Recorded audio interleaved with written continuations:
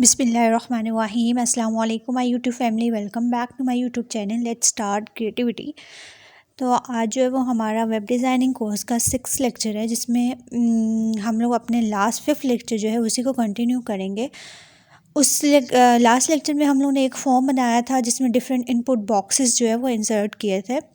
Input boxes में हम लोग अपना डेटा एंटर करते थे, ठीक है।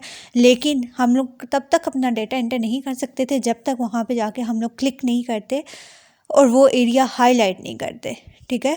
तो उस एरिया को हाईलाइट करने के लिए हमें हर इनपुट बॉक्स पे जाके क्लिक करना पड़ता था, लेकिन एक नॉर्मल बंदे को नहीं पता कि हम क्लिक करेंगे तो क्या होगा। तो जस्ट लाइक ये, तो मैं ये चाह रही हूँ कि जैसे ही हम लोग फॉर्म ओपन करें तो हमारा जो इनपुट बॉक्स है वो फोकस में आए, मीन्स कि उसमें जो कर्सर है वो ब्लिंक कर रहा हो। तो ये चीज़ करने के लिए हमें क्या करना है, जो फर्स्ट नेम वाला लेबल है उसके नीचे जो हम लोगों ने इनपुट बॉक्स ऐड किया था फर्स्ट नेम के लिए, उसमें हम लोग एक एट्रीब्यूट ऐड करेंगे। अगर करते हैं ऑटो फोकस तो उससे क्या होगा कि हम लोग जब फॉर्म रन करेंगे तो वो ऑटोमेटिकली क्या करेगा कि फोकस जो है वो फर्स्ट नेम के इनपुट बॉक्स में ले जाएगा, और इनपुट बॉक्स में ले जाने के बाद वहाँ पे कर्सर भी ब्लिंक करेगा, जिससे आइडिया हो जाएगा कि हमने ये फॉर्म जो है वो फिल करना है। तो हम लोगों ने क्या किया, एफ नेम जो उसका नेम दिया हुआ था उसके बाद स्पेस दे के हम लोगों ने सिंपली क्या लिख लेना है, auto focus, AUTOFOCUS auto focus. इसको सेव करते हैं, कंट्रोल S, और जाके रन टाइम पे इसको रिफ़्रेश करेंगे और फिर देखते हैं कि हमारा जो फर्स्ट नेम वाला इनपुट बॉक्स है वो फोकस में आता है या नहीं, और दूसरी चीज़ ये कि उसमें कर्सर जो है वो ब्लिंक करता है या नहीं। तो ये देखें, जैसे ही हम लोगों ने रिफ़्रेश किया तो हमारा जो फर्स्ट इनपुट बॉक्स है वो ऑटो फोकस में आ गया और उसमें कर्सर ब्लिंक करना शुरू हो गया। बाकी रिमेनिंग बॉक्सेस जो हैं वो नॉट तो उसमें कर्सर ब्लिंक हो रहा है, ना ऑटो फोकस है। अगर हम लोग चाहें तो हम सब में ऑटो फोकस ऐड कर सकते हैं, लेकिन लाजमी नहीं है। तो हम लोगों ने जस्ट वन में किया है, आप सब में भी ऐड कर सकते हैं, डिपेंड ऑन योर रिक्वायरमेंट और योर चॉइस, ठीक है। तो मैं जस्ट फर्स्ट वाले पे ऐड कर रही हूँ। ऑटो फोकस ऐड करने का ये बेनिफिट हो गया कि हमें थोड़ा आइडिया हो गया कि हम लोगों ने इसको फिल करना है, फॉर्म को फिल करना है, यहाँ पे डाटा अपना एंटर करना है, ठीक हो गया। तो फर्स्ट पॉइंट हमारा क्या था, ऑटो फोकस। होप सो आप लोगों का ये क्लियर हो गया होगा। मूव करते हैं सेकंड पॉइंट की तरफ। सेकंड पॉइंट हमारा ये है कि रिक्वायर्ड एक हमारा एट्रीब्यूट है, वो हम तब यूज़ करते हैं कि लाइक हमारे पास डिफरेंट बड़े बड़े फॉर्म्स हैं और वो फिल करते करते अगर हमारा कोई डेटा जो है वो रह जाता है जल्दी में, या फिर ये तो छोटा सा एक फॉर्म हम लोगों ने बनाया है। नॉर्मली जो हम लोग जॉब के लिए अप्लाई करने के लिए, एडमिशन्स लेने के लिए डिफरेंट टाइप्स के फॉर्म्स फिल करते हैं, और वो काफ़ी बड़े बड़े फॉर्म्स होते हैं, और उसमें कोई ना कोई चीज़ अगर हमारी रह जाती है और उसमें रिक्वायर्ड का कोई एट्रीब्यूट यूज़ नहीं हुआ होता तो उससे ये होता है कि वो जो स्पेसिफिक डेटा हमसे रह गया है वो डेटा आगे नहीं जाता, ठीक है। फॉर एग्ज़ाम्पल ये देखिए, अब मैंने अपना फर्स्ट नेम इंटर किया, लास्ट नेम इंटर किया, ईमेल मैंने नहीं इंटर की, क्या हुआ कि मैं भूल गई सपोज, ठीक है। अपने सब्जेक्ट सेलेक्ट करके अब मैंने जब इसको सेव करती हूँ, मैथ्स कंप्यूटर फिजिक्स सेलेक्ट कर लिया, अब मैं सेव करती हूँ तो ये देखिए मेरा डेटा सेव हो गया है, हालांकि मैंने ईमेल एंटर नहीं की थी। तो होना तो ये चाहिए था कि आ जाता है ईमेल जो है वो प्लीज़ फिल दिस फील्ड। तो उसके लिए हमें क्या करना होगा, ईमेल में जाके मैं लिखूँगी स्पेस दे के, सेम वैसे ही जैसे ऊपर ऑटो फोकस लिखा था, यहाँ पे आके हम लोग लिखेंगे रिक्वायर्ड कीवर्ड लिखेंगे ईमेल के इनपुट बॉक्स में, और इसको सेव करके रन करेंगे, रिफ़्रेश करते हैं, रिफ़्रेश हो गया।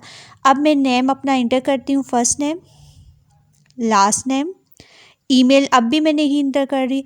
अब सेव करेंगे तो देखते हैं कुछ होता है या नहीं। अपने सब्जेक्ट्स जो है वो सिलेक्ट कर लिए,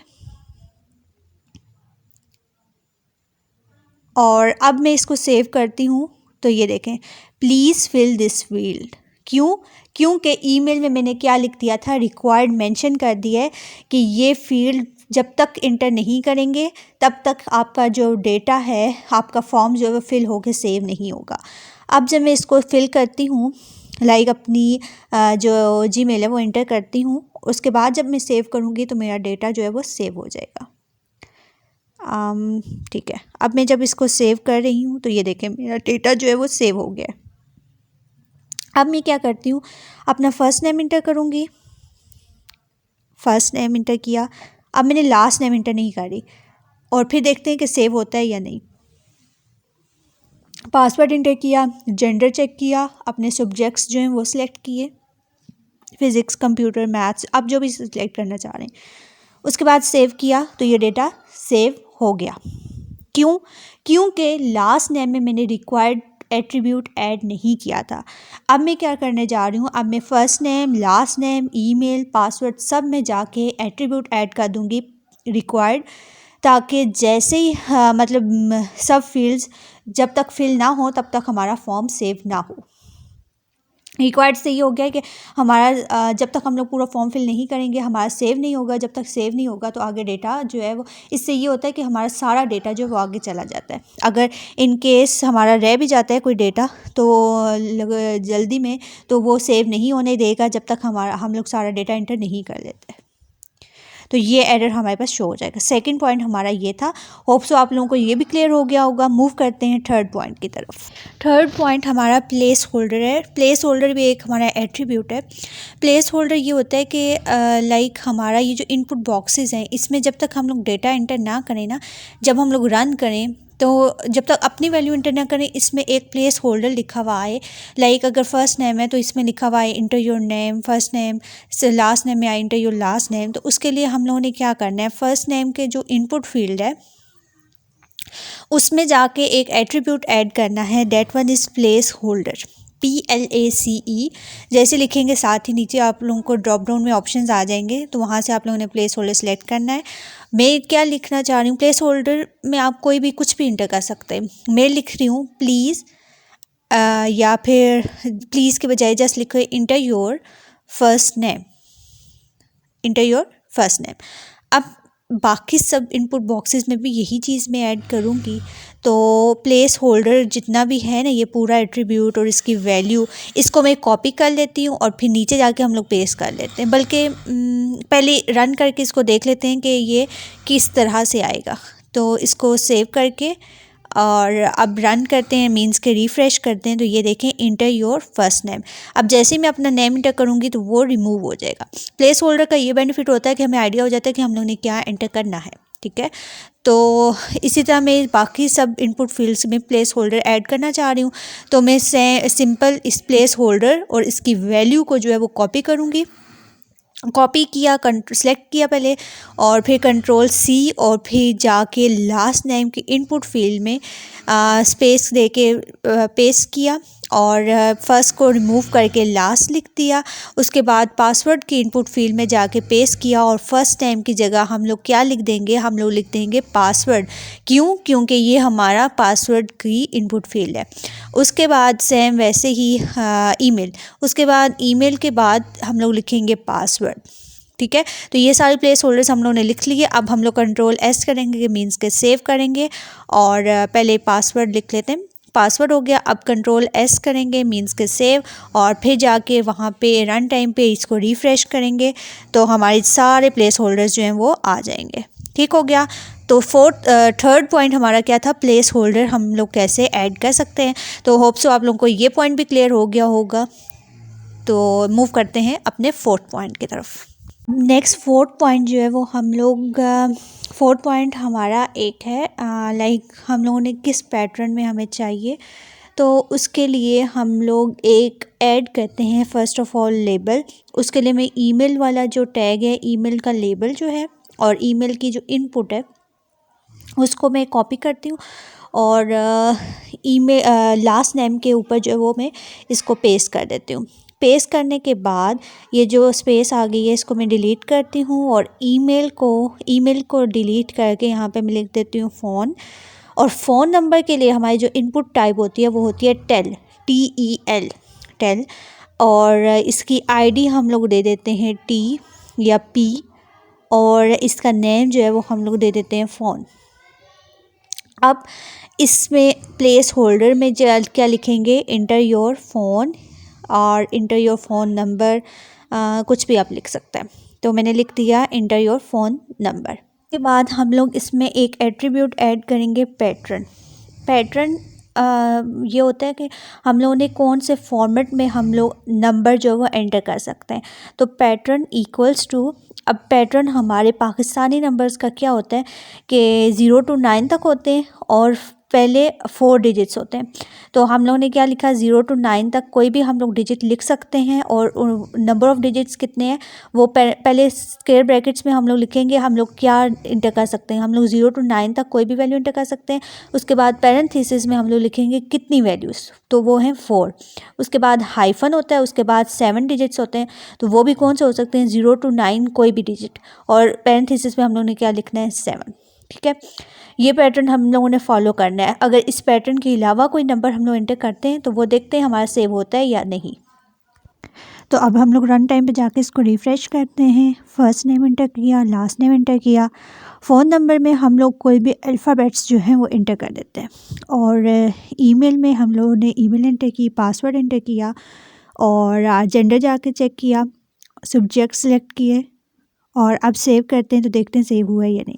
अब देखें कि आ रहा है please match the requested format, के फॉर्मेट से मैच नहीं कर रहा। फर्स्ट थिंग इज़ कि वहाँ पे हम लोगों ने कहा था कि हम लोग कोई भी डिजिट्स ऐड कर सकते हैं 0 to 9 तक, और दूसरी चीज़ ये कि हम लोगों ने पैटर्न जो है वो फॉलो नहीं किया।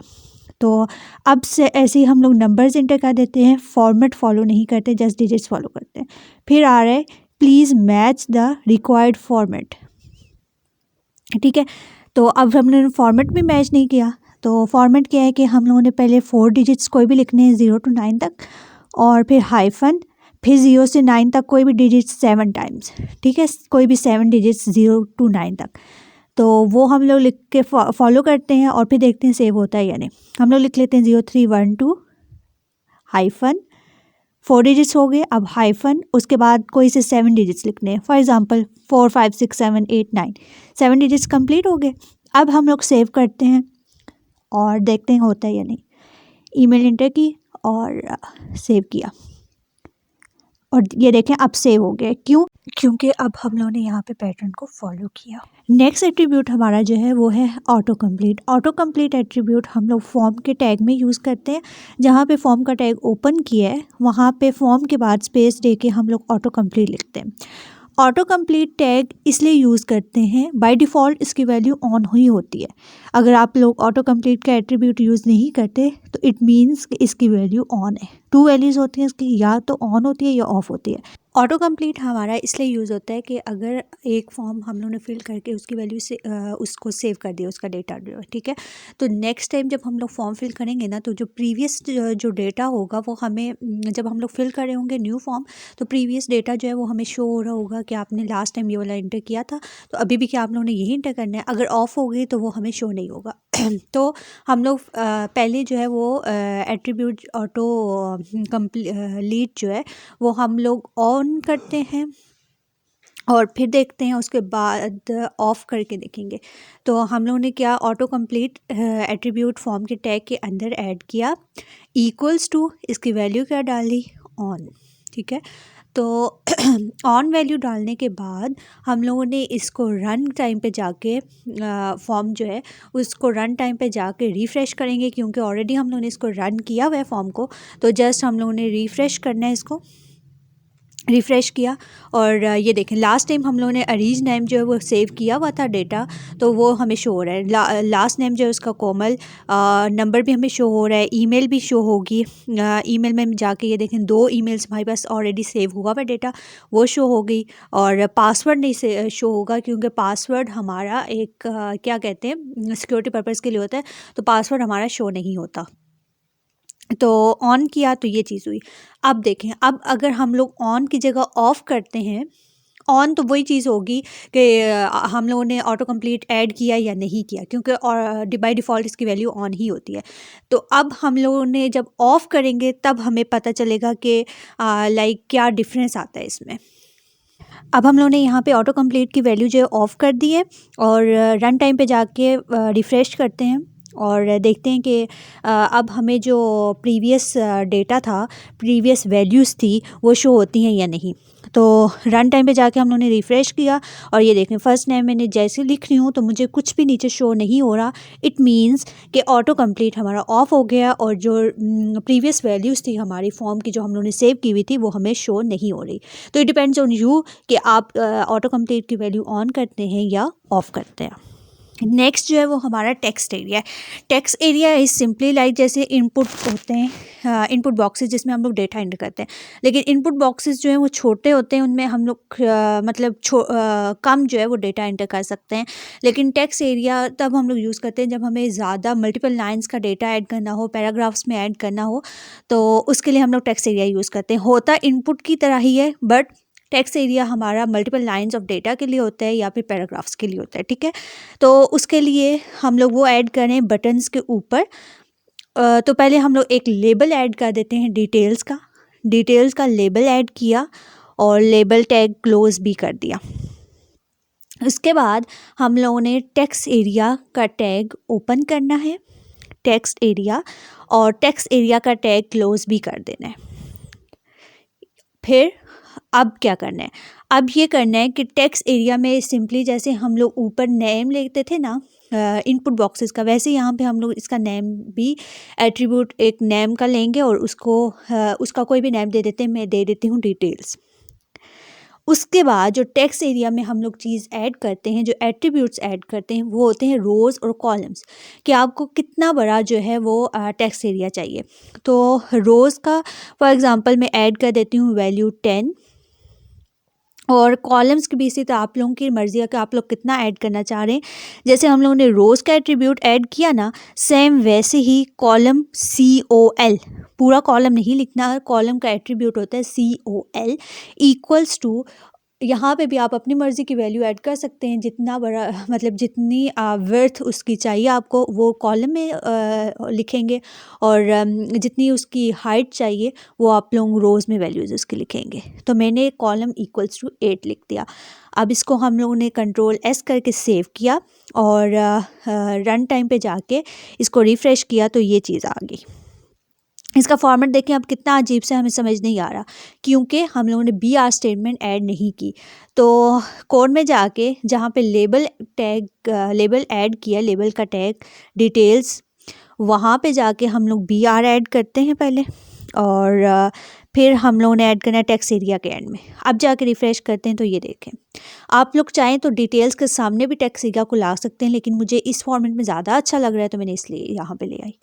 अब यहाँ पे अगर हम लोग डेटा इंटर करते हैं लाइक इसका साइज़ आप लोग वही चीज़ है कि चेंज कर सकते हैं। अब मैं यहाँ पे डेटा इंटर करती हूँ, फॉर एग्ज़ाम्पल अपने चैनल का नेम ही लिख देती हूँ, लेट्स स्टार्ट और लेट्स स्टार्ट क्रिएटिविटी लिखने के बाद इसी को मैं सिलेक्ट करके कॉपी करती हूँ और फिर पेस्ट करती जाती हूँ।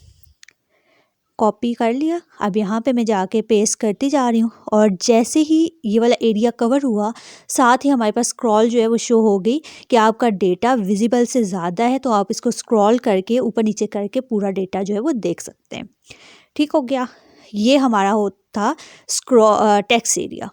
तो होप सो आप लोगों को ये भी समझ आ गया होगा। मूव करते हैं नेक्स्ट टॉपिक की तरफ।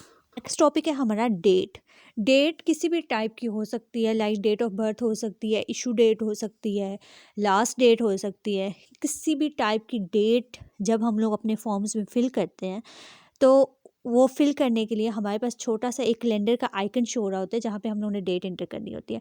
वो कैलेंडर शो करवाने के लिए हम लोग जो यूज़ करते हैं वो देखते हैं। तो इस फॉर्म में हम लोग उस डेट एंटर करने के लिए एक लेबल ऐड कर देते हैं, वो है DOB, date is date of birth. Label का टैग जो है वो ऐड करने के बाद हम लोगों ने एक इनपुट टैग ऐड किया और उसकी टाइप जो है वो डेट रख दी। जब हम लोगों ने टाइप इसकी डेट रखी है तो इट मीन्स कि जब हम लोग ऐड डेटा एंटर करेंगे तो हमारी जो कैलेंडर जो है वो शो हो जाएगा और फिर हमें कैलेंडर में से वैल्यू ऐड करना पड़ेगी। बाकी चीज़ें हम लोगों ने वैसे ही ऐड की, उसकी ID ऐड की, DB, नेम हम लोगों ने ऐड किया DOB। इसको सेव करके रन कर लेते हैं। बल्कि सेव करने से पहले हम लोग यहाँ पे BR भी ऐड कर देते हैं ताकि वो एक फॉर्मेट में आ जाए, दूसरी लाइंस में के बीच में ना चला जाए। तो BR 2 हम लोग ने ऐड किए एक न्यू लाइन के लिए, और एक जो है वो हम लोग ने जो लाइन स्पेयर छोड़नी होती है उसके लिए हम लोग ऐड करते हैं। अब सेव करके इसको रन करते हैं। रन टाइम पे जाके इसको रिफ़्रेश करना है। रिफ़्रेश किया तो ये देखें DOB और इसके साथ छोटा सा कैलेंडर शो हो गया, जहाँ से हम लोग अपनी लाइक डेट ऑफ बर्थ जो है वो चूज़ कर सकते हैं। ठीक हो गया। अब कुछ केसेस में ऐसा होता है, बल्कि कुछ केसेस में भी नहीं, हम लोग जॉब के लिए अप्लाई कर रहे हैं, हम लोग एडमिशन के लिए अप्लाई कर रहे हैं, हम लोग जब भी अप्लाई कर रहे होते हैं तो हमें एक एज ग्रुप बताया होता है कि फर्स्ट ईयर में इस एज ग्रुप के लोग जैसे अप्लाई कर सकते हैं, इस जॉब के लिए इस ग्रुप के एज ग्रुप के लोग अप्लाई कर सकते हैं। लाइक मिनिमम एज भी बताई होती है और मैक्सिमम एज भी बताई होती है। तो हम लोग, मैं क्या चाह रही हूँ कि वो जो हमें एक रेंज बताई होती है कि इस एज ग्रुप के जो लोग हैं वो अप्लाई कर सकते हैं, तो हम लोग वो जो रेंज दी होती है उसी रेंज के एज ग्रुप्स के जो लोग हैं जस्ट वही लोग अप्लाई कर सकें। उसके लिए जस्ट वो जो रेंज है उस रेंज का कैलेंडर जो है वो हमारे पास वो वाला कैलेंडर जो है हमें विजिबल हो। उसके लिए हम लोग क्या करेंगे, जो इनपुट टैग हम लोगों ने ऐड किया उसमें एक एट्रीब्यूट ऐड करेंगे, डेट इज़ मिन। मिन हमारा वो होगा कि मिनिमम जो डेट एक बता देंगे कि इस डेट पे जो पैदा हुए हैं वो अप्लाई कर सकते हैं, उस डेट से पहले अगर कोई पैदा हुआ है, उसकी डेट ऑफ बर्थ उससे पहले है तो वो अप्लाई नहीं कर सकेगा, वो डेट ही सिलेक्ट नहीं कर पाएगा। और इसका फॉर्मेट क्या होगा, हम लोग पहले ईयर लिखेंगे, फिर मंथ लिखेंगे और फिर डेट लिखेंगे। मैंने क्या लिखा, 1995, 12 और 31। सेम वैसे ही हम लोग मैक्सिमम के लिए लिखेंगे। मैक्सिमम का मतलब है कि इस डेट के बाद जो लोग पैदा हुए हैं वो अप्लाई नहीं कर सकेंगे, और इसमें भी फॉर्मेट्स लाजमी फॉलो करना है। फॉर्मेट फॉलो नहीं करेंगे तो आपका वो वर्क नहीं करेगा। Format is year, month and date, 2012 और 31 के 1995 31 दिसंबर से लेके 31 दिसंबर 2000 तक जो लोग पैदा हुए जिनकी डेट ऑफ बर्थ इनके दरमियान है, जस्ट वो लोग अप्लाई कर सकते हैं। तो रिफ़्रेश करके चेक करते हैं हम लोग कि बाकी डेट्स हम लोग सिलेक्ट कर पाते हैं या नहीं। तो रिफ़्रेश किया, अब ये देखें 1996 से मुझे ऐड हो रहा है। 1996 के बाद अगर 1995 का दिसंबर हमें शो हो रहा है क्योंकि हम लोगों ने वहाँ पे सिलेक्ट किया हुआ था, और 31 जस्ट 31 हमें शो हो रही है, बाकी डेट्स हम लोग सिलेक्ट नहीं कर पा रहे। तो मिनिमम हमारी क्या डेट होगी, 31 दिसंबर 1995। उससे पहले वाले जो लोग पैदा हो गए 30 दिसंबर को भी जो पैदा हुए वो भी डेट सेलेक्ट नहीं कर पाएगा। और मैक्सिमम जो है वो हमारा 2000 शो हो रहा है, 2001 2002 कुछ भी शो नहीं हो रहा। ठीक हो गया। होप सो आप लोगों को ये टॉपिक भी समझ आ गया होगा। आप लोग इसी तरह जस्ट मिन भी ऐड कर सकते हैं, minimum value just maximum value भी ऐड कर सकते हैं, दोनों वैल्यूज़ भी एट्रीब्यूट्स भी ऐड कर सकते हैं। दोनों मतलब कुछ मिन मैक्स दोनों ऐड नहीं भी कर सकते, डिपेंड करता है कि आपकी रिक्वायरमेंट क्या है। तो ये टॉपिक भी आपको समझ आ गया होगा। तो मूव करते हैं नेक्स्ट टॉपिक की तरफ। नेक्स्ट टॉपिक हमारा ये, फर्स्ट पहले हम लोगों ने जो टॉपिक किया उसमें डेट जो है उसको मिन और मैक्स किया था।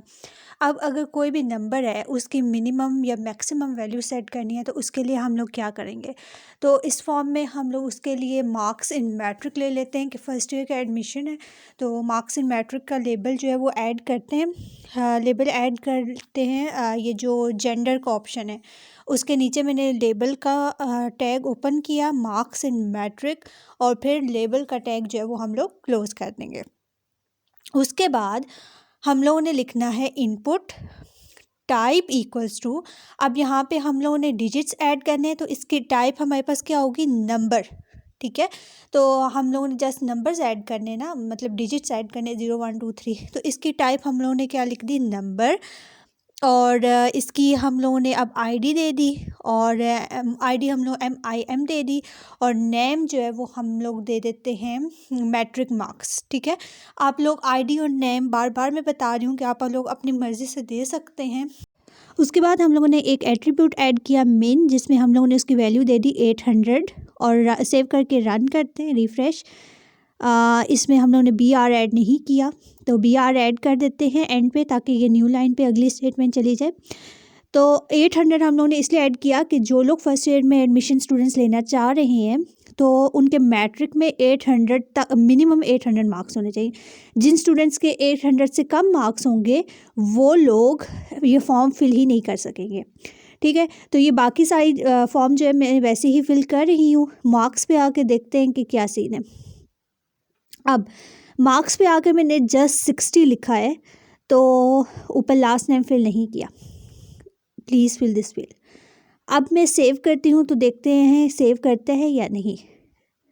तो जैसे मैं सेव पे क्लिक कर रही हूँ तो आ रहा है कि your value must be greater than or equal to 800, कि 800 से ग्रेटर या 800 के इक्वल लाजमी होनी चाहिए। तो हम लोगों ने क्या लिखा 60, दैट मीन्स कि हाँ ये 60 वैल्यू को लाइक एक्सेप्ट नहीं करेगा। अब मैं अगर 799 लिखती हूँ तो देखते हैं वो एक्सेप्ट करता है या नहीं। तो तब भी आ गया, हालांकि जस्ट एक नंबर जो है वो कम था, लेकिन उसने कहा कि या तो 800 हो या 800 से ज़्यादा हो। अब मैंने 800 की लिखी तो उसने सेव कर लिया। एक और चीज़, अब जब मैं 800 लिखती हूँ तो हमारे पास साथ में ना छोटे 2 एरोस नज़र आ रहे हैं। ऊपर वाले एरोस से इंक्रीमेंट होता है, नीचे वाले एरोस से डिक्रीमेंट होता है, कि बाय 1 से इंक्रीज़ हो रहा है और 1 बाय 1 नीचे करेंगे तो डिक्रीज़ होता जाएगा। इसमें एक और चीज़ होती है कि स्टेप्स होते हैं। बाय डिफ़ॉल्ट स्टेप्स की वैल्यू 1 होती है, कि आप लोग एक मिनट पर ऊपर वाला एरो प्रेस करेंगे तो 1 ऐड होगा, फिर मतलब हर स्टेप में 1 1 1 वैल्यू ऐड होती जाएगी। और अगर हम लोग स्टेप की वैल्यू कोड में जाके 2 दे देते हैं तो 800 है तो ऊपर वाला एरो प्रेस करेंगे 802 हो जाएगा, फिर प्रेस करेंगे 804 हो जाएगा। इसी तरह अगर नीचे वाला एरो प्रेस करेंगे 804 से 802 हो जाएगा और सो ऑन, ठीक है। तो ये डिपेंड करता है कि हम लोग स्टेप की वैल्यू कितनी दे रहे हैं, कि कितने स्टेप्स का मतलब कितने स्टेप्स के बाद जो है वो वैल्यू शो करवाए हमें। तो फॉर एग्ज़ाम्पल लेट्स सपोज हम लोग यहाँ पे आके एक स्टेप का एट्रीब्यूट ऐड करते हैं और उसकी वैल्यू मैं दे देती हूँ 3, कि 800 अगर हम लोगों ने एंटर किया है तो हम लोग ऊपर वाला एरो प्रेस करें तो 803 चला जाए। क्यों? क्योंकि हम लोगों ने स्टेप 3 किया, फिर 803 से 806, फिर 809 ऐसे। तो मोस्टली बहुत कम ये चीज़ यूज़ होती है, लेकिन फिर भी अगर इन केस आपको ये ज़रूरत पड़े, कहीं यूज़ करना पड़े, तो आप लोग ये यूज़ आपको पता हो कि कैसे करना है। हम लोग 4 5 6 7 आप अपनी मर्ज़ी से कोई भी स्टेप की वैल्यू दे सकते हैं। अब 800 मैंने लिखा, ऊपर वाला एरो प्रेस किया 803, फिर प्रेस किया तो 806 हो जाएगा। 803 फिर प्रेस करते हैं तो 806, फिर प्रेस किया तो 809। इसी तरह हम लोग नीचे वाला एरो प्रेस करते हैं तो 809 से 806 और 803 और 800, ठीक है। तो सेम ऐसे ही आप लोगों ने स्टेप्स अपनी मर्ज़ी से दे सकते हैं और स्टेप की वैल्यू आपकी मर्ज़ी के मुताबिक होगी जितने आपको स्टेप चाहिए। अगर आप लोग स्टेप ऐड नहीं करते तो बाय डिफ़ॉल्ट 1 वैल्यू होती है स्टेप की। होप सो आप लोगों को ये पॉइंट। अब जिस तरह हम लोगों ने मिन की वैल्यू ऐड की थी, सेम वैसे ही हम लोग एक मैक्सिमम जो है वो भी ऐड कर सकते हैं, कि मैक्सिमम रेंज लाजमी नहीं है कि आप फॉर्म में मार्क्स से इंटर करें, मार्क्स इंटर हों उसी पे जो है वो लिमिट लगाएं। कोई भी चीज़ हो सकती है, तो उसमें अगर आप लोग मैक्स लगाना चाह रहे हैं तो फॉर एग्ज़ाम्पल यहाँ पे मैं मैक्स लगा देती हूँ 1100 का, ठीक है। तो मैक्स की वैल्यू हम लोग यहाँ पे लगा देते हैं 1100 और इसको रन करके देखते हैं कि 1100 से ग्रेटर वैल्यू जो है वो एक्सेप्ट करता है या नहीं। मैक्स का मतलब होता है कि 1100 में हम लोगों ने वैल्यू दी है ना मैक्स की, तो 1100 से ज़्यादा जो वैल्यू वो एक्सेप्ट नहीं करेगा। और मिन क्या है 800 का मतलब, मिन का मतलब ये होता है कि 800 से कम वैल्यू एक्सेप्ट नहीं करेगा। अब मैं यहाँ पे 1100 से ग्रेटर वैल्यू मीन के 1200 ऐड करती हूँ और इसको सेव करती हूँ, तो देखते हैं क्या आता है। 1200 ऐड कर दिया और इसको क्लिक करके और सेव करते हैं हम लोग, तो क्या आता है यहाँ पे। जैसे ही हम लोगों ने सेव किया तो आया value must be less than or equal to 1100, कि या तो 1100 हो या 1100 से लेस हो। इस तरह से हम लोग अपने मिन और मैक्स जो है वो रेंज जो है वो सेट कर सकते हैं। तो मूव करते हैं नेक्स्ट टॉपिक की तरफ। नेक्स्ट पॉइंट है कि हमारी मोस्टली पासवर्ड या पिन में एक मैक्सिमम लेंथ बताई होती है कि इतने डिजिट्स आप लोग नंबर ऑफ़ डिजिट्स इतने होने चाहिए, ठीक है। तो हम लोग पासवर्ड में एक एट्रीब्यूट ऐड करते हैं मैक्स लेंथ और उसकी वैल्यू जो है वो कुछ दे देते हैं लाइक 3 4 या कुछ भी, ठीक है। तो पासवर्ड के इनपुट में जाके हम लोगों ने एट्रीब्यूट ऐड किया और उसकी वैल्यू मैंने देना चाह रही हूँ 4 कि पासवर्ड कितने नंबर ऑफ़ डिजिट्स या कितने नंबर ऑफ़ कैरेक्टर्स का होना चाहिए, 4। तो 4 से ज़्यादा ताकि वो हमें एक्सेप्ट ना करे। तो हम लोगों ने सेव करके रिफ़्रेश किया और फॉर्म वैसे ही सारा फिल किया और फिर पासवर्ड पे जाके देखेंगे कि पासवर्ड हमें 4 से ज़्यादा जो है वो एक्सेप्ट करने दे रहा है या नहीं। यहाँ पे आके हम लोगों ने 4 डिजिट्स ऐड कर दिए। अब मैं कीबोर्ड से प्रेस कर रही हूँ लेकिन कुछ भी प्रेस नहीं हो रहा। क्यों? क्योंकि हम लोगों ने उसकी मैक्सिमम लेंथ दे दिया कि ज़्यादा से ज़्यादा हम लोग जस्ट 4 जो है वो ऐड कर सकते हैं। ठीक हो गया। और अब जाके हम लोग सेव करते हैं तो वो सेव हो जाएगा। एक और चीज़, अब हम लोग ने उसका 4 कर दिया है तो इनपुट बॉक्स का साइज़ भी तो छोटा करना चाहिए हमें कि 4 डिजिट्स हैं और इनपुट बॉक्स का साइज़ इतना बड़ा है।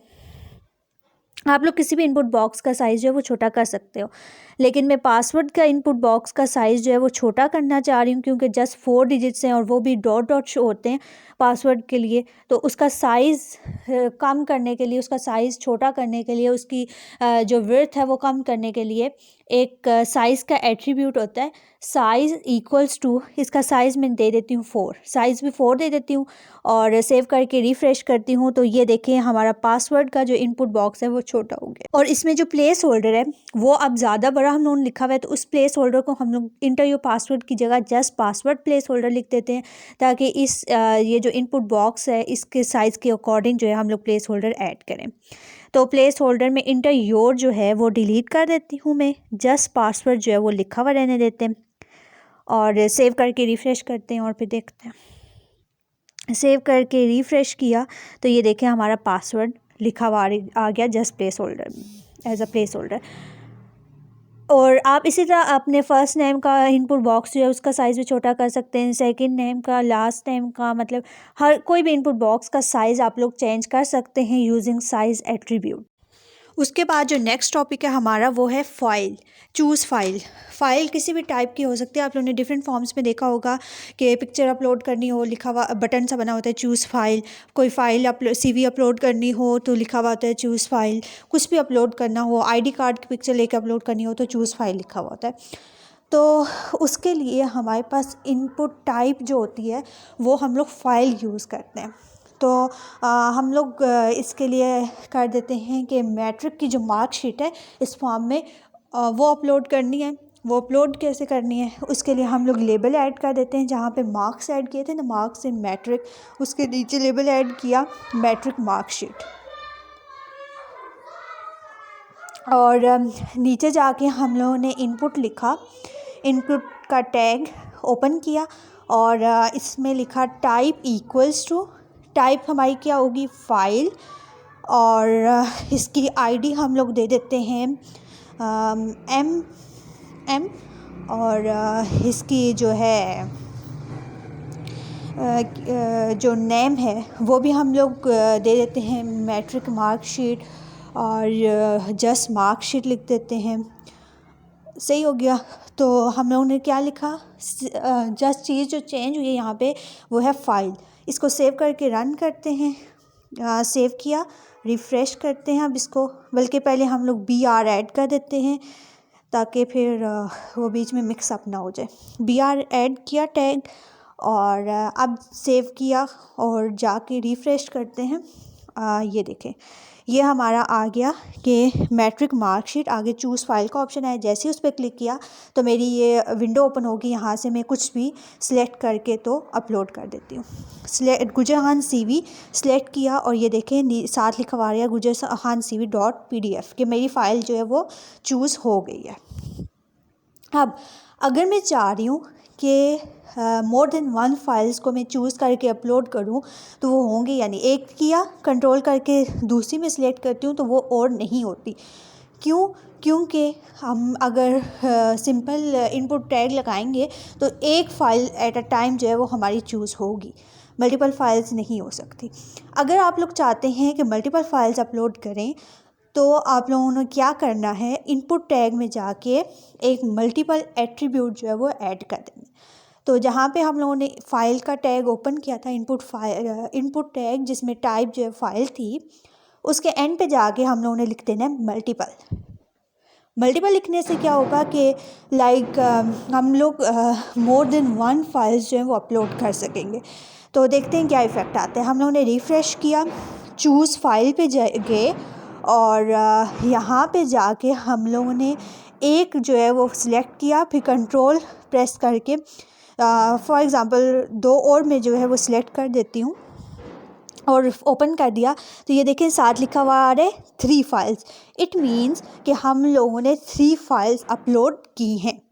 तो डिपेंड करता है कि आप लोगों की रिक्वायरमेंट क्या है। अगर तो आप लोगों ने एक से ज़्यादा फाइल अपलोड करनी है तो मल्टीपल ऐड कर दें, अदरवाइज़ जस्ट इसी तरह टैग भी हो सकता है यूज़।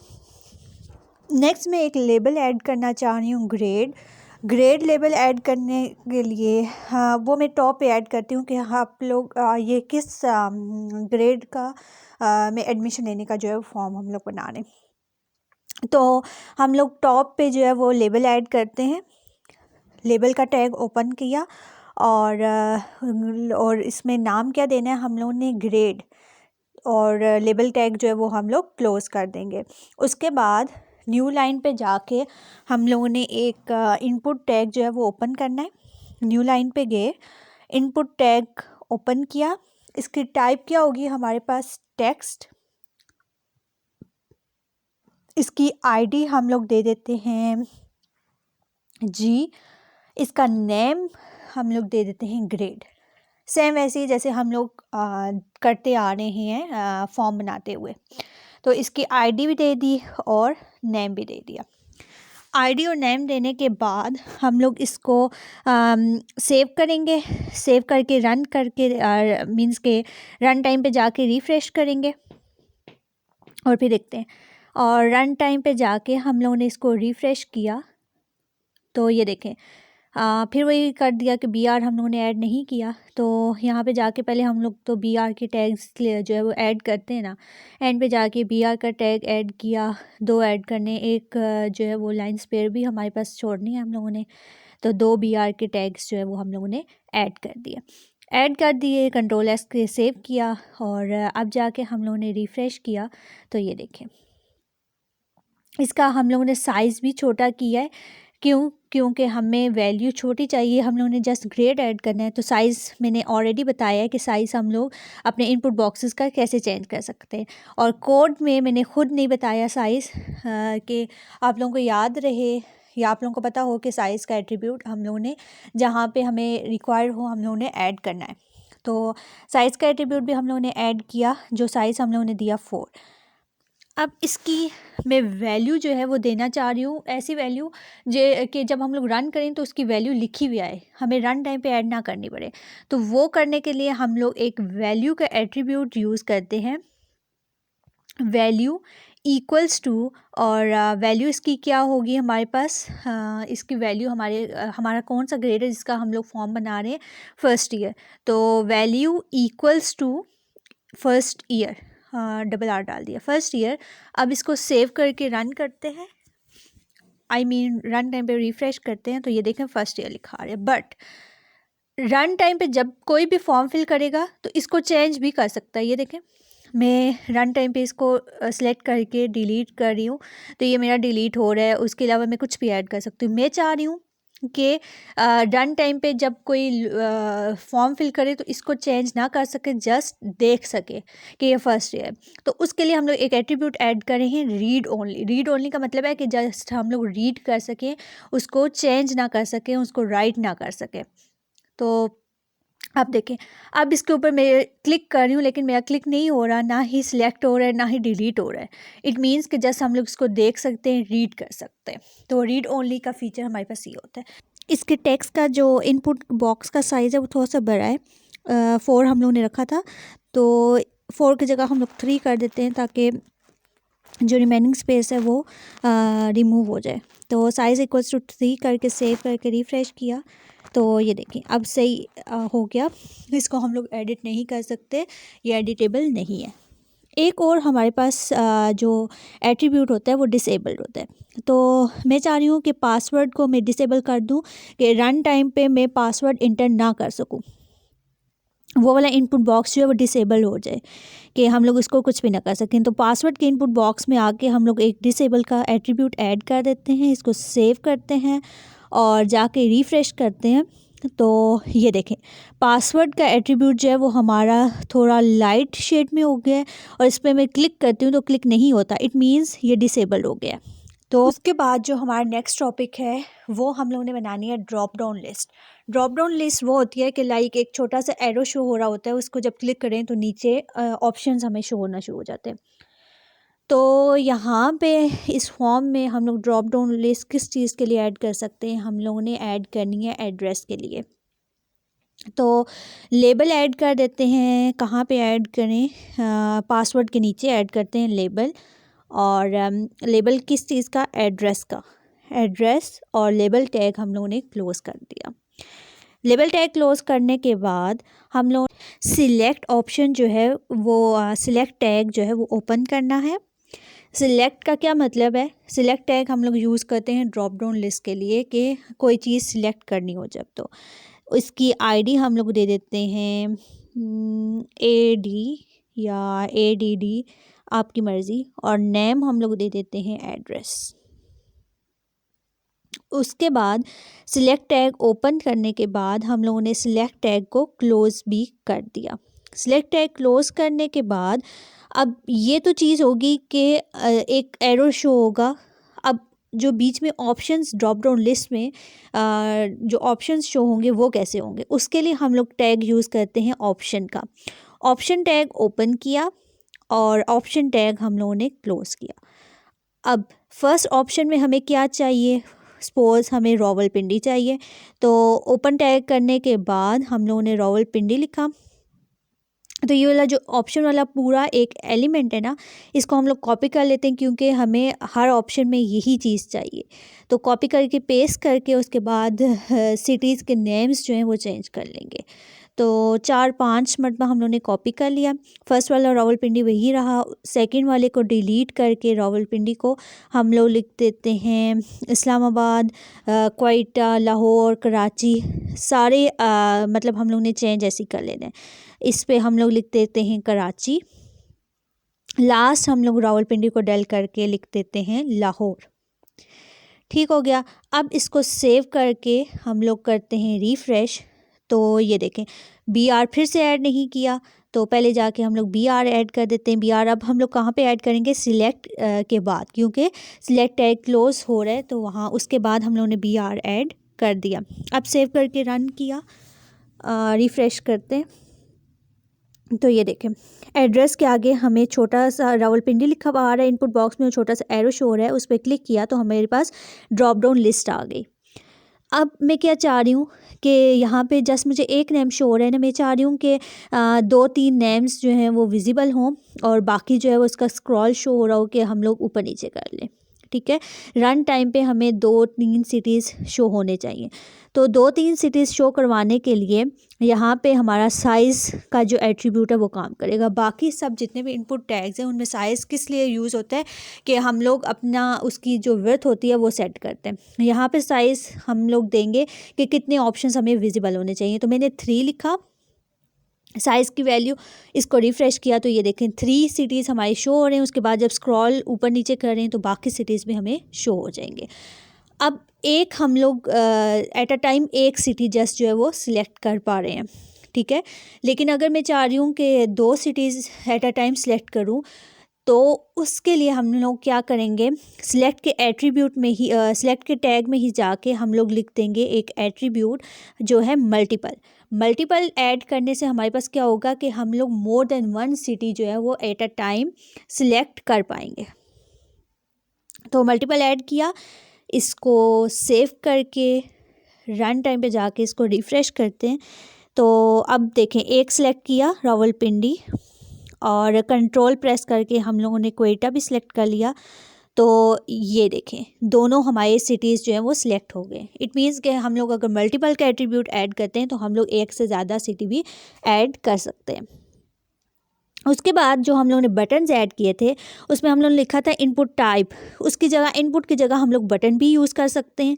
बटन टैग अगर ओपन किया तो क्लोज़ भी करेंगे। ठीक है, और बटन टैग क्लोज करने के बाद उसकी जो वैल्यू होगी ना, बटन टैग क्लोज करने से पहले उसके लिखेंगे। तो ये देखें सेम वैसे ही वर्क कर रहा है, लेकिन अगर आप लोग बटन का टैग यूज़ करना चाह रहे हैं तो वो आप लोग यूज़ कर सकते हैं। तो सेम चीज़ है, अगर आप लोग इनपुट वाला ही यूज़ करना चाह रहे हैं तो वैसे ही करें, अगर बटन टैग लाजमी आप लोगों ने यूज़ करना ही करना है तो आप लोग ऐसे यूज़ कर सकते हैं। ठीक हो गया। और यहाँ तक ही था। होप मेरे ख्याल में सारे टॉपिक कंप्लीट हो गए, लेकिन एक रह गया